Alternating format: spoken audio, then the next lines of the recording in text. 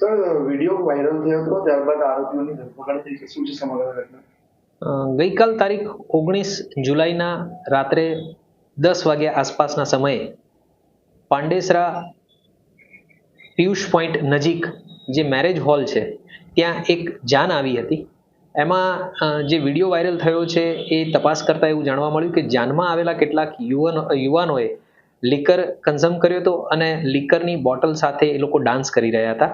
આ બાબતે જેવી જાણકારી મળી એવી તાત્કાલિક ધોરણે જે પીઆઈ ઉધના છે એમને સૂચના આપવામાં આવી અને ડી સ્ટાફને એક્ટિવ કરી હ્યુમન રિસોર્સિસ અને ખાનગી બાતમીદારો મારફતે તપાસ કરવામાં આવી અને ત્યારે આ ઘટના બાબતે વાસ્તવિકતા સામે આવી. એટલે તાત્કાલિક ધોરણે જે યુવાનો આમાં સંડોવાયેલા હતા એ 8 યુવાનોને હાલે ડિટેન કરી લેવામાં આવ્યા છે.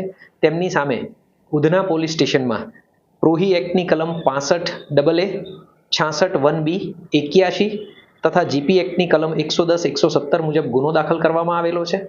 આ જે 8 આરોપીઓ છે એ અમિત સૂરજ ગુપ્તા, જયેશ દીપક મહાર, અંકિત પ્રજાપતિ, લવકુમાર જગદીશ સિંઘ, રાહુલ શત્રુઘ્ન ગુપ્તા, આદિત્ય પ્રદીપ ગુપ્તા, પવન રાકેશ તિવારી અને વિજય રામજીવન, આ તમામ 8 જે આરોપીઓ છે એમને હાલે ડિટેન કરી અને આગળ કાયદેસરની કાર્યવાહી ચાલુમાં છે.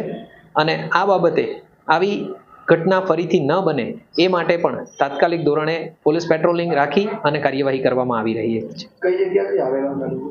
આ જે યુવાનો છે એ પ્રાથમિક જે માહિતી મળી છે એ પ્રમાણે પાંડેસરાથી આવ્યા હતા અને જે લીકર એમણે પરચેસ કર્યો છે એ પણ પાંડેસરાની હદમાંથી જ પરચેસ કર્યો છે એવી પ્રાથમિક માહિતી મળી રહી છે. એ બાબતે વધારે તપાસ ચાલુમાં છે.